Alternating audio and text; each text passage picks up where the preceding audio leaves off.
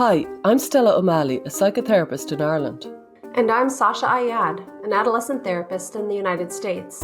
And this is Gender, a Wider Lens, a podcast dedicated to the shifting concepts around gender in our contemporary culture. Through in-depth interviews, personal stories, and psychological exploration, we seek to open up the discourse around this hot-button issue. Join us as we look at gender from a wider lens. Hey, Stella. How are you doing, Sasha? Doing well. We finally got to talk to Abigail Shrier, our old friend, of course, most well-known for her book, Irreversible Damage, the first person to really cover the ROGD phenomenon in girls. And in her most recent book, Bad Therapy, she very naturally kind of moves into this problem that we have with mental health culture and how that's impacting young people and families. What people will learn from this episode is not that therapy is bad, but that the therapeutic kind of attitude that has kind of started to infiltrate schools and parenting is it's kind of disempowering teachers to be teachers, and it's disempowering parents to be parents, and it's kind of not helping anybody, and it's creating victims out of children. I think arguably if you didn't listen to this episode, if you hadn't read the book, you could misunderstand what Abigail is saying. And this episode, I think, really clears this up, that she's not saying therapists are bad or anything like it. Yeah.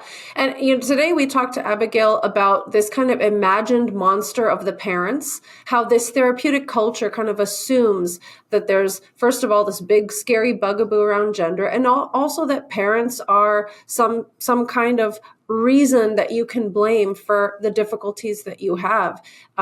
So that was very interesting. And we also looked at the gentle parenting movement and how it seems to be a real overcompensation. So if you're interested at all in this concept of gentle parenting, you're really going to want to hear what Abigail has to say about it.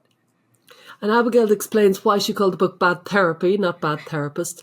And then in our exclusive content, we discuss the trauma industry and the issues that are arising as a result of that. So you might want to listen to that later on. And in addition to discussing these issues, Abigail also gives some very, very practical strategies for parents, teachers, and others on how to handle the therapeutic culture and what to do as a kind of antidote to that. One thing I thought was lovely about this episode was that we saw a side to Abigail that I hadn't seen in other podcasts. It was like a lighter side. It was like three old friends meeting and chatting about the kind of life in general, but also the therapeutic industry from a kind of a deeper and wider lens, as you say. Abigail is an award-winning journalist. Of course, she's the author of the New York Times bestseller, Bad Therapy, and prior to that, another New York Times bestseller, Irreversible Damage, which I'm sure many of you guys know. She also happened to go to Yale Law School, and her books have been translated into 17 languages. Before we dive into the conversation, we want to take a quick moment and thank our sponsors, GenSpect and Therapy First. GenSpect is an international organization committed to fostering a healthy approach to sex and gender. GenSpect will be hosting the Bigger Picture Conference in Lisbon, Portugal this September. To learn more about who will be speaking at the conference and to order your tickets, visit genspect.org. Therapy First is a non-profit worldwide professional association of mental health providers who view psychotherapy as the appropriate first-line treatment for gender dysphoria. Therapy First supports psychotherapists working with gender dysphoric youth and young adults and offers public education on mental health and psychotherapy. Visit therapyfirst.org to learn more. Now here's the conversation. Hi, Stella, and welcome, Abigail. We're so glad to finally have you on the show. Oh, it's fantastic to be here. It's always terrific to talk to the two of you. Oh, that's lovely. We obviously were great fans of your work. And, when I was reading your latest book, Bad Therapy, I was thinking to myself, I wonder did she conceive of this book when she was writing Irreversible Damage? And then I started thinking, when did she conceive of this book? And I've been dying to ask you, so now you're in front of me. Oh, it's so funny. So I talked to you, if you remember, Stella, I interviewed you. You were probably my first interview for the book, but I didn't know I was writing it at the time. So I sort of start with questions and I just follow them.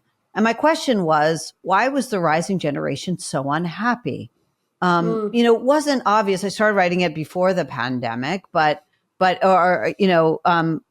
I should say I started writing it actually not before the pandemic, but even during the lockdowns, it was clear that the mental health had been unstable and pretty bad before the pandemic.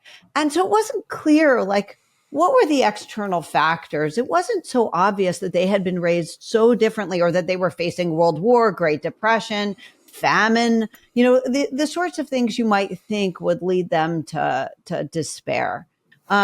So I started with that. And one of the things is I called my friend Stella, who I had just gotten to know you. And I was really curious what you thought of some things. And I had no idea I was going to be writing this book. But one of the things I asked you, because I was sort of focused on the way they were parented at the time.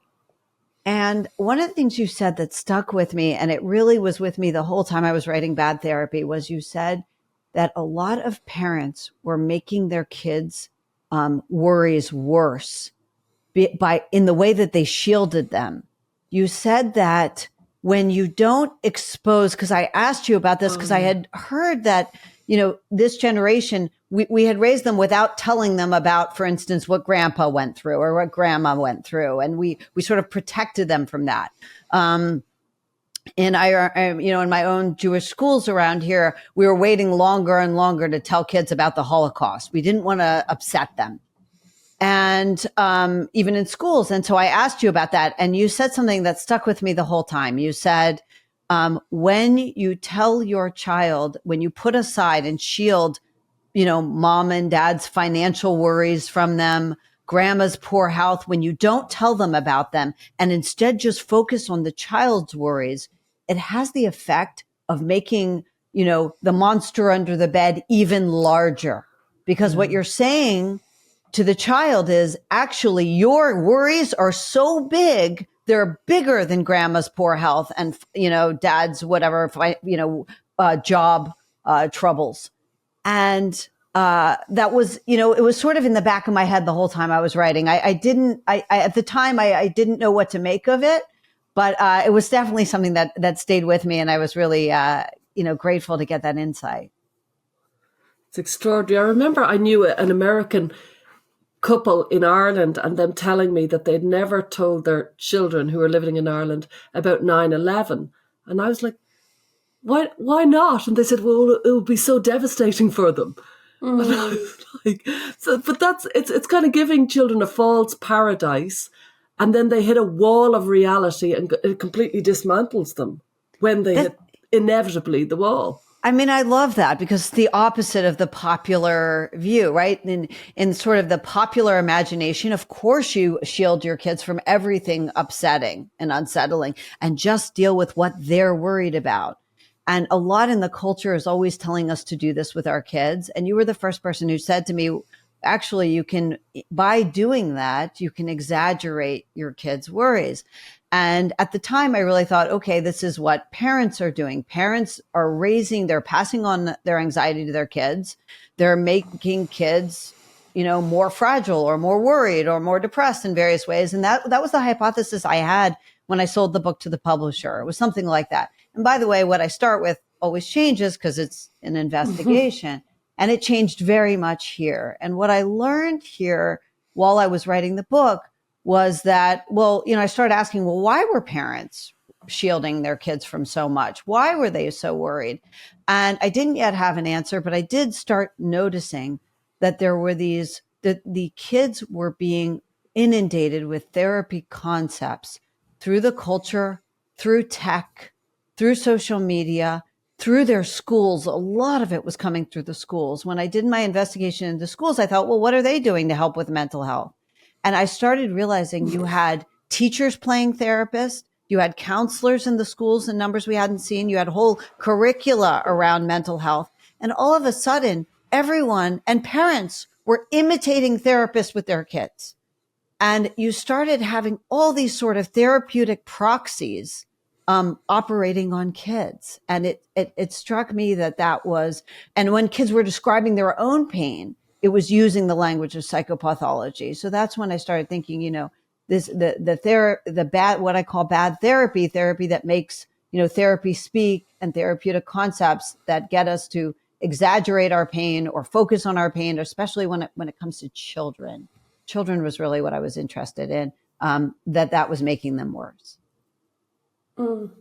I think a lot about how the most extreme cases become kind of the standard assumed case. And that's a broad concept, but I see that happening here. So I think about, sometimes I consult with parents and they'll say, almost in a bragging way, we never ever fight in front of our children. Like they're telling me what good parents they are.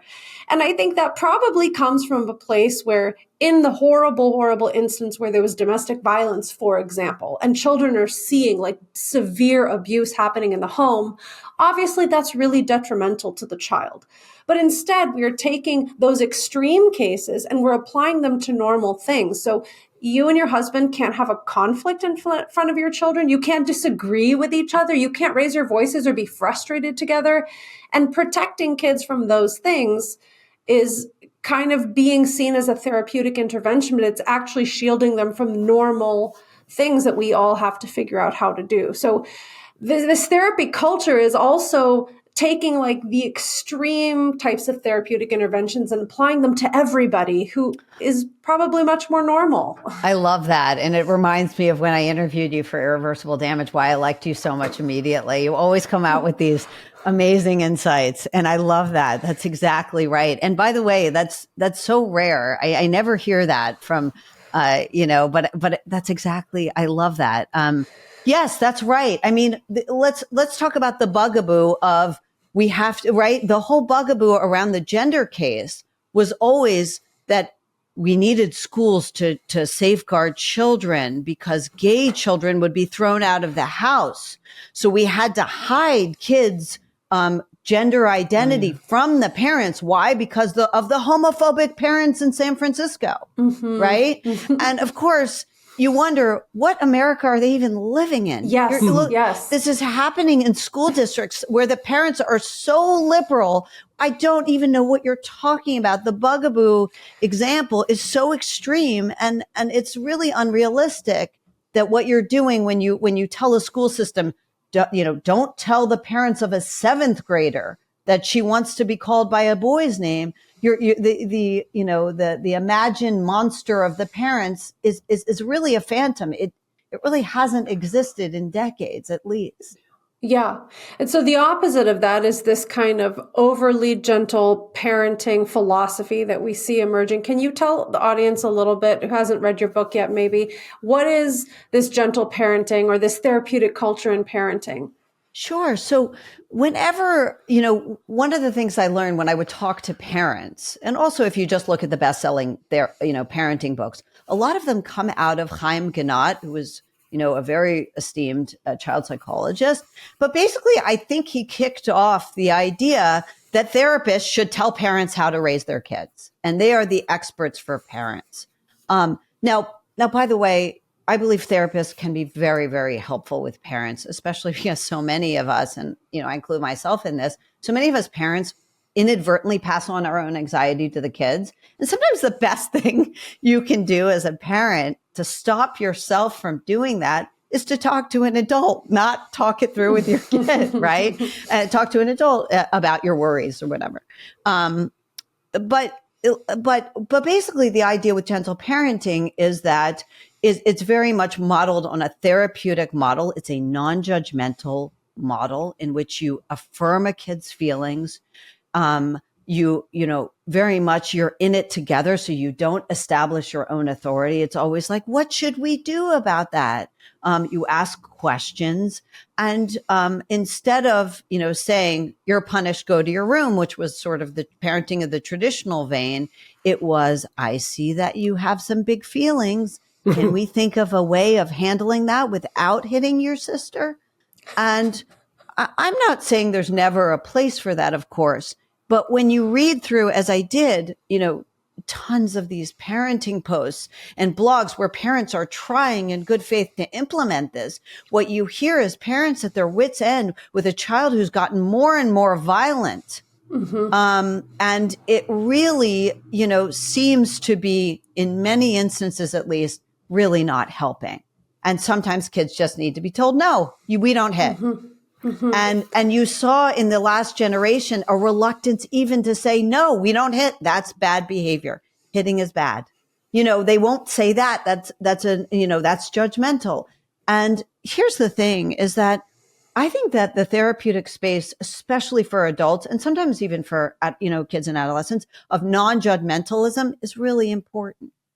But so too is certain judgmentalism from parents with their kids, right? Because as parents, we want to pass on our own values, and we don't want them to think that hitting is to us the exact same as saying, I don't like that. No, we want them to know hitting's bad. Saying I don't like that, that's fine. That's good, And biting, kids go through a period of biting. And if you have a parent who is afraid of authority, it can feel very destabilizing for the child because nobody's actually in charge. And the child is by their very nature immature because they're a child. And the feeling of nobody's in charge, I think, is very scary. I think, to be honest, I think a number has been done on the parents, and I've an awful lot of sympathy for the parents. They're very damned if they do and damned if they don't. The parenting industry has grown up in the last 30, 40 years. It started from a place where it gave very specific advice about bottles and nappies or diapers, as you call it, and things like that. It was all very practical. It's turned into be a pseudo-therapist for your child. And if you don't, you're going to damage your child. And these are ordinary people who are not therapists for a reason, because they didn't try to be or want to be.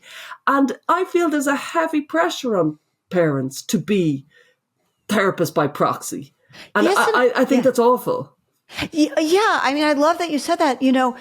I think there's a very important role for therapists in our society, certainly with adults, but even absolutely with children and adolescents in all kinds of circumstances. But here's what I don't understand. Why did we decide that the best parents were those who act like therapists? In other words, there's this other role. It's called mom, and it's not quite a therapist. Mom has a lot of responsibility. She has to get you to school on time. She helps support you. She helps get you breakfast on the table. She tries to listen to you. She tries to teach you right from wrong. But I don't know why a mom has to feel like a bad mom if she's not maximally supportive every time a child brings home an art project. Because the truth is, that's just a lot to ask for a parent who's already doing so much, which doesn't mean, you say to your kid, that's ugly, I don't want to see it or anything like that. But just, wow, do we burden parents a lot?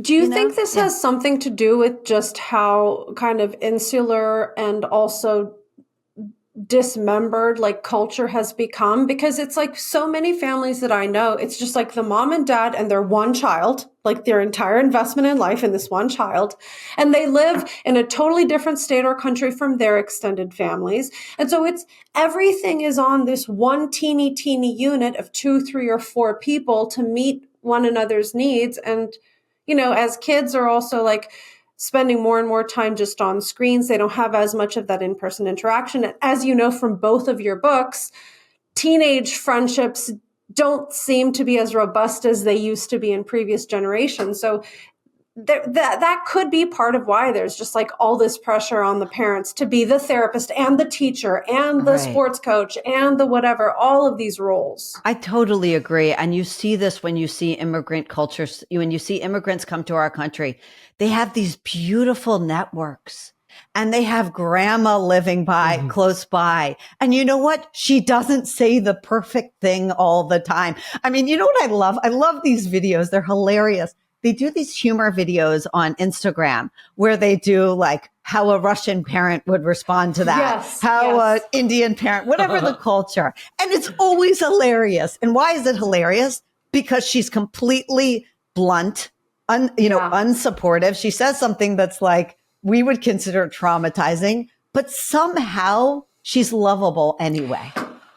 I have to say, no, I just want to touch on that because I remember and I talked to Joshua Coleman, we just spoke with him about this. When I was in graduate school, he's amazing. You talked to him for your book. Yeah. But when I was in graduate school, of course, I'm reading all of this stuff in abnormal psychology, and coming from an Egyptian background, of course, I psychoanalyzed my poor family to death. And I thought that every single one of my relatives, especially my mom and dad, had all these pathologies. And then only when I started connecting with like other Egyptian Americans, or even frankly, any kind of immigrant American family, and kind of people were able to joke about it and have humor about it and kind of do their parents' accents and how they punish them and all this stuff, that it kind of took all of the gravity away. And it became less like, oh my God, I was traumatized by my family, and much more like, this is part of the immigrant experience. It's kind of funny because it's so head-slappingly embarrassing sometimes. But when you can laugh at it, you just realize this didn't destroy me. Actually, it made me a lot of positive things. And did you notice in your book, as you were kind of speaking with parents, that immigrant families had a kind of inoculation to some of this? Yes. And I love that. And let me just say, absolutely, anybody who can laugh at things. First of all, laughter is really important. I mean, Viktor Frankl's written about this, but there's no doubt that keeping everything heavy on us is really hard. You know, one of the best things my husband sort of makes, you know, he always has a way of making things lighter for when I'm worried about things with the kids. Like, he just has a way of reminding us all that we can also laugh too. That's an option, you know? Yeah. And I'm not saying that everything can be dealt with that way, but like, you know, you deal with these you see this in these hilarious little immigrant videos, because you realize they survived. They survived. Like, they still love their mom. And she said, like, she yelled at them. They do these ones about, what does a Chinese parent say when you bring home a B, right? A B on your paper. And it's like, you're an idiot, or you're stupid, or whatever. I don't know, whatever they say. Yeah. And it's something we would never say in America, but it's important to remember, first of all, that we can survive these things. Not everything is a traumatizing blow, but also, look, we exist on this huge spectrum, this beautiful spectrum of humanity, right? With different personalities. And I told this story once, but I'll tell it again. You know, for years, like my dad and I have always been very close. We always were growing up. I always fought with my mom, but I was always very, very close to my dad. And one of the things he used to call me, just between the two of us, sort of as a joke, he used to call me ugly. But he didn't say, you're ugly. He would be like, hey, ugly, come on. And always with a smile, you know, with a huge smile. And I knew he thought I was beautiful. I was his daughter. And I always felt that he did. But it was sort of our joke. And it always, I don't know why, but it had a way of like knocking me out of a bad mood. Always. Okay. And I always thought to myself, I'm glad I never told a therapist that, because I wonder how many therapists would get it. Like, I remember having this moment where I was like, don't tell your therapist that, because we're going to have to talk about my dad, you know, but like, truly it worked in our relationship. And I know it's weird and it's quirky, but so are we. I mean, aren't we allowed to be? Well, because the context matters, right? Oh, sorry, Stella. I think a lot about that. A good therapist could handle that. Right. A bad therapist will run away with that and make a mess of a lovely, cute little dynamic between, you know, a daughter and a father. But a good therapist should be able to understand.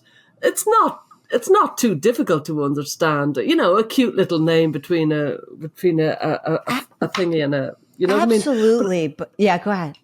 There was something I was going to say. I do think that kids today are taught to expect more from their parents. They're taught to expect that their parents should be therapists, and they're building a culture, the kids are, that they have a right to kind of see their parents as abusive. We all saw it with Joshua Coleman, that the kids are kind of they're growing up within this therapeutic culture, and they're being taught, if your parents are doing A, B, or C, if they're not sticking every piece of artwork on the refrigerator, they're not really looking after you emotionally.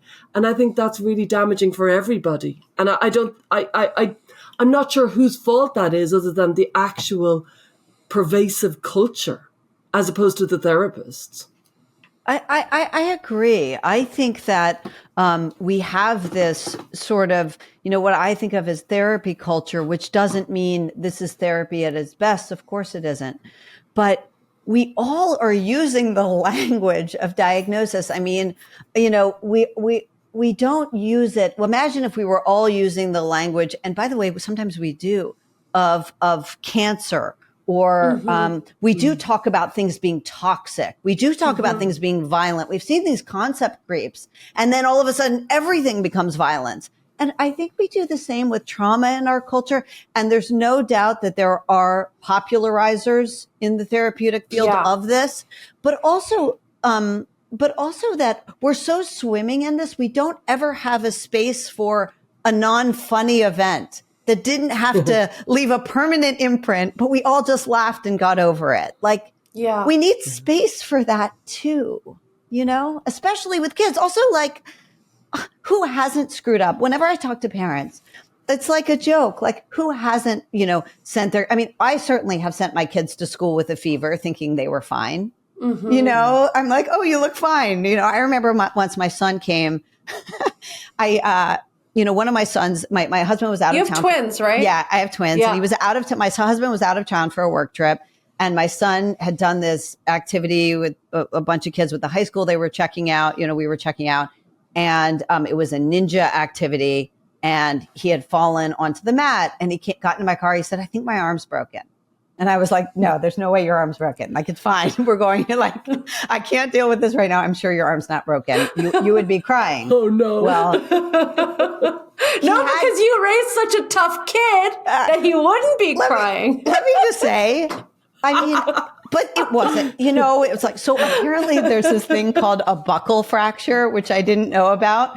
With a buccal fracture, it doesn't look as broken. Anyway, it was broken. Whoa. And of course I felt terrible, but I said to him, you'd be crying. Like, it's like a big deal to break an arm. I had never had a kid with a broke, but it's like, we make mistakes. I make mistakes. I'm no parenting, guru or expert. I'm really not. I always tell people that because it's true. No one should, do what I do. I just report on what the psychological research has shown is good for kids and where the pitfalls might be with things like, in this case, iatrogenic therapy. But I certainly don't think that, I'm a parenting expert. And I really feel uncomfortable with the idea of people giving parenting advice who haven't raised good kids to adulthood. And which doesn't mean not giving any advice to parents, but holding yourself out as a parenting expert. This is the way to talk to kids. I'm very suspicious of that because we're all going to talk to kids a little differently based on our cultures, based on who we are. And I think that the relationship between parent and child is so intimate and so important that we have to leave space for idiosyncrasy there. Anyway. Oh, I completely agree. I think there's a real issue, though, that parents are almost expected. Something around the phrase, the mistakes we make, kind of sits badly with me because I'm like, we're human and reality hits. And if you have any long-term relationship with anybody, there's an awful lot of profound hurt within a long-term relationship. That's not mistakes on any part. That's human. I love that. So I think parents are we're almost counting up our mistakes. And I'm like, nah, I don't buy it. I just think that we're asking too much of parents. And it's a culture that has made really, really disempowered children, disempowered parents. I love that. And when Sasha brought up, extended family, that's one of the things and by the way, extended family is complicated. I mean, lots of ways. They never do things exactly as you would do them. But let me just say, I think that's one thing they used to give us. They used to give us a sense of, it'll be okay. It'll be okay. I did that once too. They'll be fine. You can't spend as many hours as you do with your kids and never hurt their feelings and never, fail to notice when they're frustrated or when something's a bigger problem than you realize. And Stella, what you said was so interesting that children are judging their parents now as if they're supposed to be at this level. And it really is an impossible standard. Mm. And there's something very robotic about it too, because sometimes, in consults, I'll tell parents, there's no ideal way to parent. You're parenting with yourself, with your personality, your whole backstory, with like just your authentic who you are. So you have 10 different families and hopefully you have 10 totally different types of parenting because you're using yourself as a person to guide and love your child. So it's like the guiding and the loving is, for most families, pretty intrinsic. It comes out naturally, but you're not supposed to modify yourself into this very inauthentic, like robotic parent therapist person. You're just supposed to be yourself. And I think that's what's going on, at least with so much of the gender stuff, because gender comes in and all of a sudden parents feel like in a straitjacket, don't know how to talk naturally, don't know how to be naturally. And I think the same thing is probably happening. When I was reading through the parent forums in your book from the Gentle Parenting, I was like thinking, God, these people are straining themselves so much to try and like parent the right way. Meanwhile, you have a screaming toddler who's beating up his sister. Right. The authentic thing that you want to do is like, you're hurting your sister, put the bat down. Like, it like robs parents of the natural instinct to respond in the moment. Like, obviously those are younger kids, but I'm sure this carries through to adolescence. Can you just talk about that kind of like authentic reaction that gets blocked? That's exactly right. I love that. And this wonderful, there were a couple of people I talked to, this amazing sociologist, Frank Ferretti, and others. He's just brilliant. He's British. Amazing. He's amazing. But like one of the things he said is, there's a natural relationship. We don't want to make it artificial. Yeah. Just like Sasha was saying. So, and I think that's right. I mean, when parents would call me and after I wrote my first book, Irreversible Damage, they would say, what do I say to my kid? And I would say, look, first of all, I would say, I'm not a therapist. I can't give psychological advice, but what do you think about this? Yeah. And they would kind of be like, well, what does it matter? I'm like, you're the parent. You get to say what you think, right? Which doesn't mean say things in a cruel way, but what do you think? Tell them what you think. You're their parents. You're supposed to have an opinion about, what they're going to do with their bodies, right? Yeah, we've given the parents all the responsibility and none of the authority. It's like, it's a perfect storm. It's awful. That's such a nice way of putting it. I love that. That's right. It's so unfair. I feel like, we all know the gender world does three so well and how badly the parents have been treated in the middle of all this. And they were just doing their best, bringing their kids to a therapist, what they thought was an expert. And so often it went so badly wrong that it feels that parents became fakers around their children because they were taught your instinct is wrong. You're probably doing it wrong. You're probably damaging your child. And so put on a fake front, do better. And they've lost their instinct. They've lost their kind of, remember, mother knows best. That's just gone out with the R. Right. Nobody's saying that now. That's right. Nobody's saying it. And it's funny, when we all, I feel like we all went through this journey together in a certain sense with this unfolding gender catastrophe, really gender medicine catastrophe in America and throughout the West.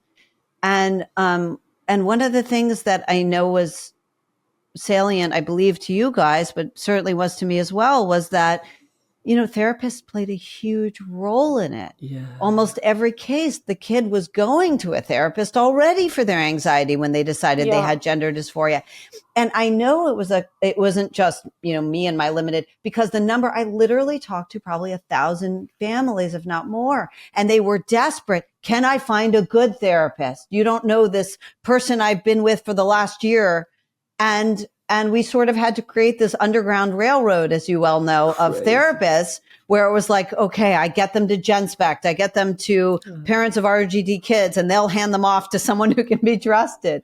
And, pretending like it wasn't hard during those years to find a reasonable adult to talk to a troubled adolescent, it was hard. And there's no question the conversion therapy pans made it harder and social media made it harder. But also there were a lot of therapists who were participating in reifying this transgender identification. Did you get much pushback from other psychologists. I saw Jonathan Shedler had a bit of a pop at you last night. I defended you valiantly. But have you had much... that was so nice. You know, have you had pushback from psychologists saying, how dare you? Mostly no. Actually, the number of prominent people who have reached out to me in the field of, I'm like blown away. Prominent people, therapists, school counselors reaching out to me saying, thank you. I can't stand what they're doing. And you look, it's like any field, you know, especially today when we're all awash in so much confusion. You know, look, you look at my field and the field of journalism, it's kind of a disaster, right? I mean, I had, when Irreversible Damage came out, I had a friend at a very, very popular, prominent a journal, you know, probably the most, one, if not highly regarded journals in America, reached out to me and said, I told my friend, she's, you know, it's a very left wing, but they have told you how important your book is. And she's the top editor. She's going to call you. I said, okay, maybe she'll interview me. And she called me, and she had a real edge when she called me. It wasn't a friendly call, as you can imagine. It was very, you know, whatever woke left-wing publication, but very prominent. And she said to me, of all the things that you could focus on with the transgender experience, why was it this that you chose to focus on? And I remember thinking, and I didn't want to be rude to her because she made it sound like, oh, you're a pervert, essentially. It was something like that. You have a fetish. And I said to her as calmly as I could, I am a journalist. My job is to tell stories that haven't been told. And I was like, I felt like, what is happening? Like, yeah, you're angry with me for telling a story that hasn't been told. Do you know how many books out there are celebrating teen transition? And I tell one that doesn't, and you think there's something wrong with me. Like, there's something wrong with the profession that people at prominent publications are doing that, are cross-examining other journalists who are just trying to get a story out. And of course, any story we tell, it doesn't represent everyone. It can't. Yeah. So I want to tell one story that hasn't been told. And the response of a lot of journalists in the mainstream media is, what's wrong with you? We're supposed to be in lockstep. Yeah. And I mean, it's interesting because I listened to you on Chris Williamson on the Modern Wisdom podcast. And it's interesting because he comes from this background. He's this like former club promoter, British bro science kind of guy, like buff and like all these things. And he's just in like a journey, let's say in his life, where he's trying to learn to experience his emotions. And so I love his podcast, so I follow it. But I heard him disagreeing with you pretty strongly because he didn't understand, I think, two things. Number one, he misunderstands how crappy a lot of therapy is out there. And he thinks that because he comes from a background of never reflecting on his feelings, that any process of learning to reflect more on your feelings must be good. But it's like, well, if you're a 13-year-old girl who all you do is 24 hours reflect on your negative feelings, then it's not appropriate for you. So it was just really interesting hearing that conversation. But I mean, I would imagine that's the common pushback that you get, that like, what could possibly be wrong with learning to understand ourselves better? But Sasha, like 1 in 1,000 therapists would say what you just said. I mean, that's so right. That's so well expressed. Yes, to date, we're in a very different context. These kids are not repressed. Sometimes their emotions are so at the surface of everything. And you know what? We all need to put our emotions to one side at some point for some amount of time, right? I mean, a little repression is not bad when it comes to getting through a math test. Or, you know, I think about the woman who I talk about in the book, but a woman who called me who with her partner is raising 3 kids who were terribly abused she adopted out of foster care. And what she said to me is, these kids are dealing with so much trauma. And I'm trying to get them through a school day in which every teacher and school counselor is casually inquiring about their trauma. And I'm desperate to get them through school, and it's not appropriate. It's not helpful. And it's like, this happened at, you know, a mom reached out to me with one of the local schools I happen to be friends with, who said to me, she had lost her husband to cancer, and she was raising kids. And she said, they were doing much better, but there was a new psychologist in the school that year. And without asking her, the first thing now the kids had been, had dealt with the death of their father, I think 2 years before. And as soon as the new psychologist heard that there was a kid who had lost her father, she called all the kids in for a talk. Oh God. And it was like, the mom was so upset, but she didn't even feel entitled to be. She felt so confused. Like, I know I'm supposed to think therapy is all good, but I finally got the kids on track. And I don't want them bringing this up before math class casually, just because she's a new psychologist that year and she heard about it. And there was a sense that therapy you could never say, not now, not now. Well, you're a very eloquent writer, I have to say, and you give a very, very good case towards a little bit of repression goes a long way. It's actually very funny and very, very refreshing to read. But probably the most exciting part of the book, well, there was lots of different things, but one thing that stuck with both me and Sasha was the state orientation versus task orientation.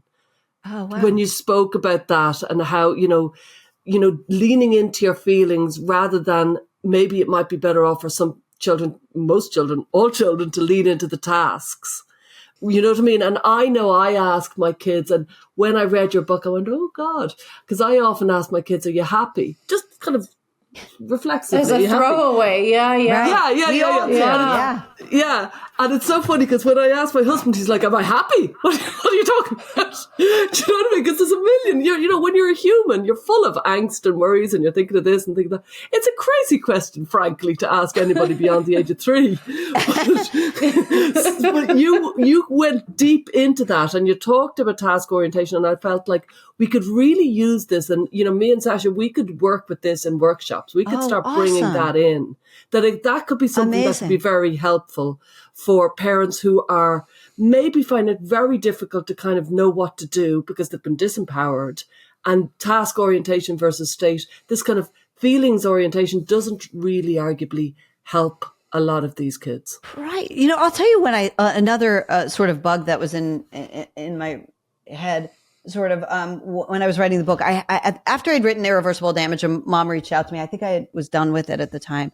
And she wanted to tell me the good practices she had learned with a therapist because her son was experiencing gender dysphoria. He had gone to a camp where there was a big LGBTQ push among the kids. He felt, a lot of pressure towards this, or had, it was very popular at the camp. He came back, decided he was transgender or whatever. And she had talked to a therapist, and the therapist said he's feeling all these feelings about his bodies. The therapist had suggested she have him journal once a week with her about his body. Now, this boy was somewhere between the ages of 14, 16, and he was being asked by his parents, by his mother, at the therapist's request, to journal with her about his feelings about his body. Now, that's awful. Even hearing Dearest this, Mummy, when I get an erection, what I feel is... right? I mean, I'm hearing this and I'm like, what? It's like something out of Woody Allen. It's so awkward even to imagine, right? Yeah. And it's like, have him go play basketball, please. Have him do anything. Join in, a drama club. I don't care what he's doing, but maybe sitting around thinking about his body and his feelings about it is not more what, he's got. Seems like he's had enough of that. And, anyway, I think task orientation, so many coaches use this. It's awfully good for getting the mind off of, our bad feelings. We hope you're enjoying this conversation as much as we are. We just wanted to take a quick moment and say thank you to all of our listeners. Your support helps us to keep the lights on and the mics hot. We recently made the switch to Substack so we could build a more robust listener community. Visit widerlenspod.com and check out the different subscription tiers. For those of you who are in need of parenting support and resources, we each have parent coaching membership groups. Plus, you can buy our book, When Kids Say They're Trans. And if you're watching this on YouTube, don't forget to like and subscribe and get involved in the lively discourse in the comments section. Thank you so much. Now, back to the show. I want to raise kind of a weird issue here. Yeah. Something that I thought about a lot while I was reading your book. First of all, it is annotated to absolute death. Like the whole thing is read and marked. I mean, it's brilliant. Oh, and I kept so kind thinking, of you. it's so good. Thank but I you. also kept thinking, a good therapist wouldn't be doing these things, right? yeah. A good therapist knows better than this. And I think something that comes up is that due to probably the insurance system in the United States, due to even private pay, therapy is really expensive if you're not using insurance. In either of those kind of financial scenarios, the therapist probably feels like they have to be doing something. It's almost like the therapist as a kind of archaeologist where you have to dig stuff out of the dirt. You have to find the trauma. You have to do the intervention. Whereas like one of the things I'm grateful about is like in my work, families that I work with know this is a very long process. And sometimes I'm doing almost nothing. Sometimes no intervention is actually exactly what the child needs. Sometimes you are pointing out contradictions, you're challenging them, but sometimes you're not trying to create some sort of a problem to fix, if that makes sense. So I wonder, are therapists kind of being trained that like you have to prove the value of your field, therefore you always have to be excavating some trauma, or you always have to be providing an intervention or like doing something? Yeah. So what you just said is just so rare, but it's so important. I mean, I never hear that. But it, when I did a lot of interviews for the book, and that's such an important point. And by the way, that's true of every profession. I mean, very often in journalism, my job is to take Abigail out of the story. She doesn't belong in the story. Yes. She just doesn't. Like, this is an effective story. It's not about me. By the way, people always ask me, they get very upset, like, you're a religious person. Why didn't you include that in any of your books? And I always say the same thing. It's not about me. When I wrote about irreversible damage, I was trying to capture an experience of families who weren't me. They weren't. They might not have my politics. They might not have it. That's fine. I was trying really hard. My job was to take me out of the equation, right? And I think that's so wise and so essential what you just said. Now, the question is, first of all, the book is not called Bad Therapists. That's not what it's about. It's about all the therapy and quasi-therapy and ersatz therapy kids are getting. And I think the honest thing is to say they're getting a lot of this thing that dresses like therapy, whether it is good therapy or not. It's dressed up like therapy and they're getting so much of it. Big tech right now is rolling out apps powered by AI to give them therapy in an app, and it calls itself therapy, right? And I find that absolutely chilling, right? The idea that someone who can't care about you because it's programmed by AI truly does not care by definition what happens to you is nonetheless giving you this advice just so it can be scalable, right? And treat us all like widgets. I mean, that's the future everyone is saying. It's to me, it's a fairly chilling prospect because, first of all, I believe therapy is really powerful at its best, right? It can be bad too, but at its best, it's powerful, it's important, it's even life-saving. Now, am I being too mean to therapists? Well, I don't even know what that means. We're crying here. Right. I mean, be nice to us. No, I'm just kidding. I mean, I think there are certain practices that are bad, and I think that it would do well for all of us to be aware of the excesses of our own professions, right? Yeah. Like, I think it's so important for journalists to remember what their role is when they're injecting too much of themselves in, and to remember that can lead things to go wrong, right? You can and inadvertently lead people to the wrong conclusion, whatever. You can lie, you can promote lies, if you're not whatever.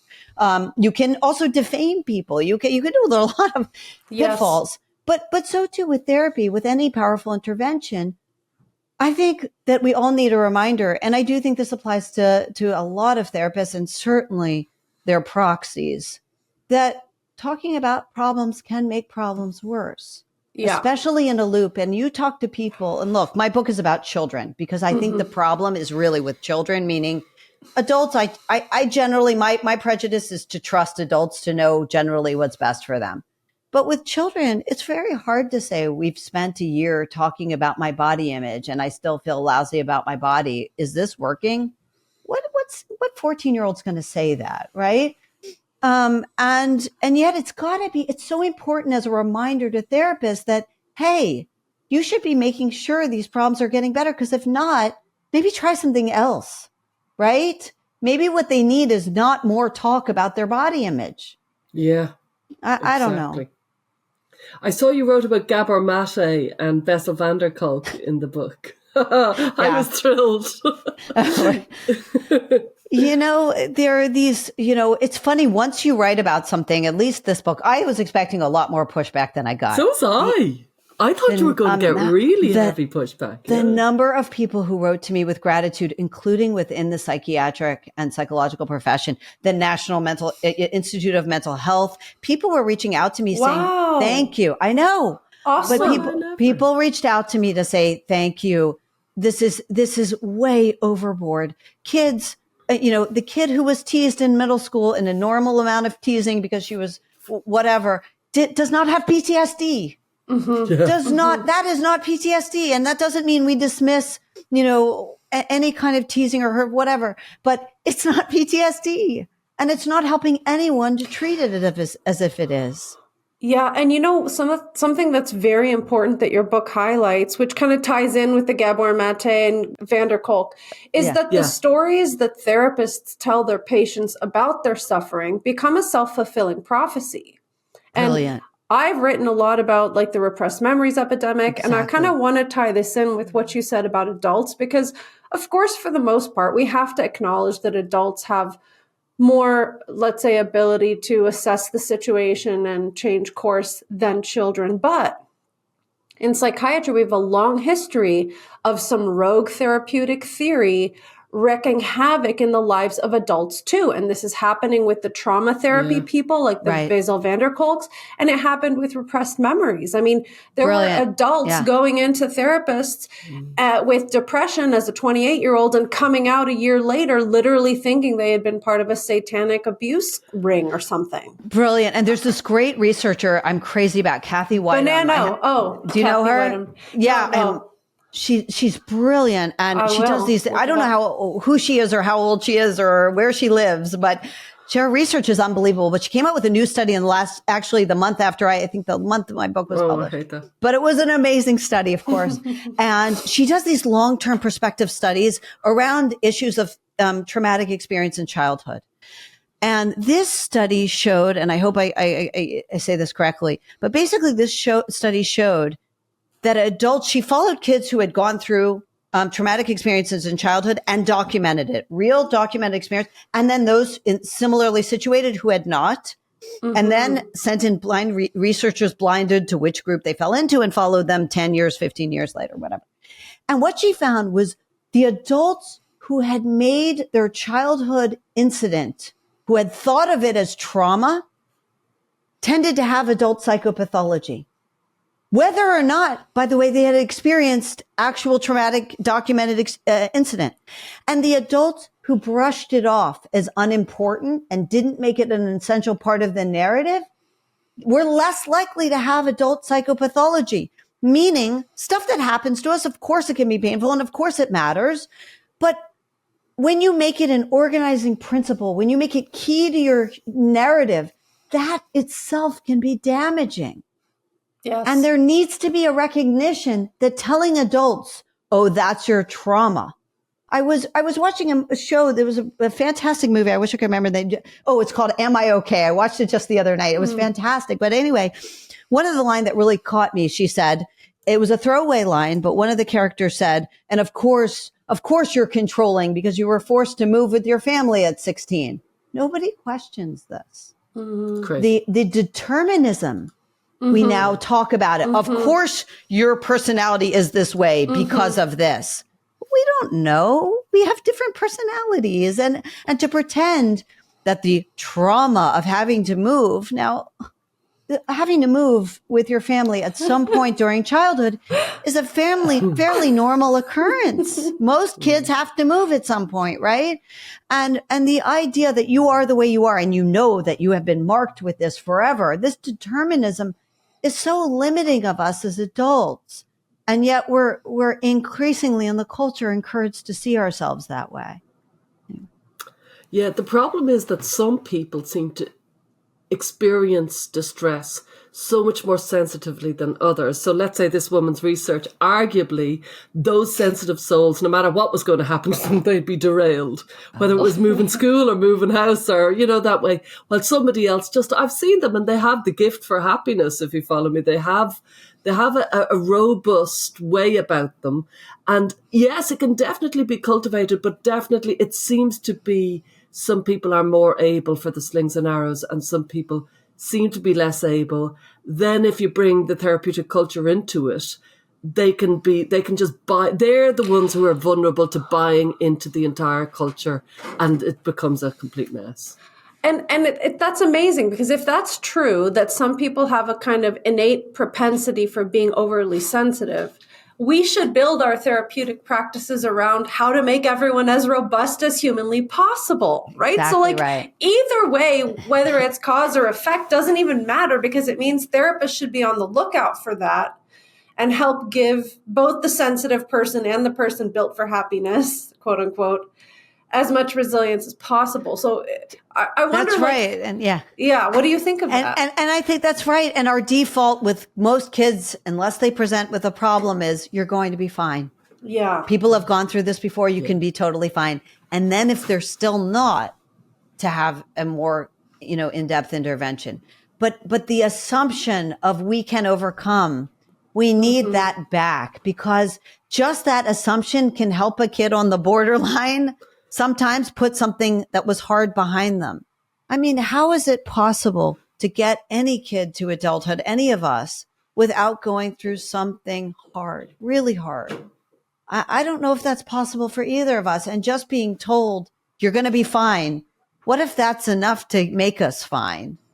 You know, now it won't be for everyone, as you said, but that's such a more helpful thing to dump into the culture than we're all traumatized, right? And what's your position, as we're coming towards the end, what's your position if a kid is, how do you differentiate whether a kid should go to therapy or not? Or, you know what I mean? Because some people could read your book and think, oh my God, and don't go near the therapists. And, there's an argument because there seems to be a lot of dreadful therapists out there. Myself and Sasha would certainly, I suppose we advocate for it because we've worked with, we believe we're good therapists and we've seen the fruits of our work. So what would you say if somebody was asking you, would you send your kid to therapy? Should one send their kid to therapy? Well, you guys, I think you're both amazing therapists, and that's why I've profiled you extensively and things like that, and that's true. What I think this is a very hard question. So do I. And I don't know that I have an easy answer for it, but here's how I would put it. Okay. And I hope this isn't a cop out, but here's how I would put it. We need to change our default settings. And the default should be, don't rush your kid to therapy unless you need it, right? Totally. The default should be, she's going to be fine. And I'll give you an example, right? I was talking to a mom just the other day who was telling me after she had her daughter in therapy because, her daughter was saying things, her teenage daughter was saying things like, I don't like the way I feel fat. I feel ugly.